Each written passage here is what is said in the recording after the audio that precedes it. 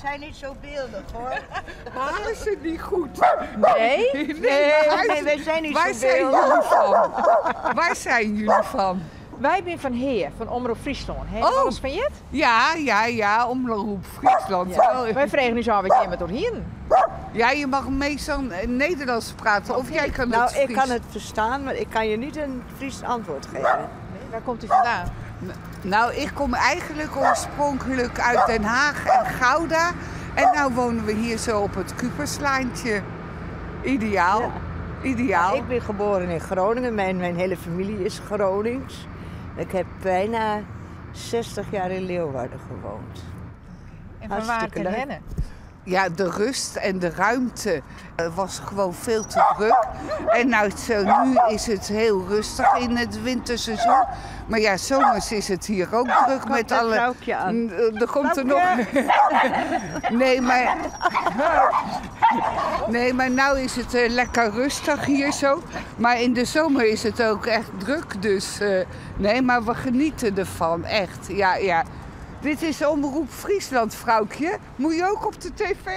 Goeiedag, vrouwtje. Ben je Ja. wat integreert? Wat zei? Ben je intussen wat integreert? Ja, hoor. dat denk ik wel. Ik zit op koersbal, ik zit op de gym, ik zit...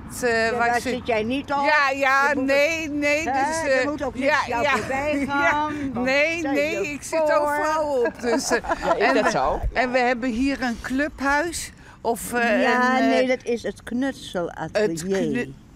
Vertel je. En dan Oh. ben ik vrijwilligster geweest met kindertjes om te knutselen en zo. Maar er moet haar niet te veel ontgaan. Ja, maar dat is echt hier in het dorp, hè. Je moet niet te veel vertellen, want dan weet gelijk het hele dorp het. En we hebben Simon de postbode. Nou, en als je die tegenkomt, nou, dan weet je het wel. Die weet alles te vertellen. Dat is echt... want ik ben nou net met mijn vriendin Ria. naar Texel geweest en vandaag teruggekomen. Maar Simon de postbode, die had het al rond de bus uit. Ja, die weet het wel. Dus, Had je het niet moeten vertellen. Dat is toch ook leuk, Dat of is niet? wel leuk, of niet? Ja.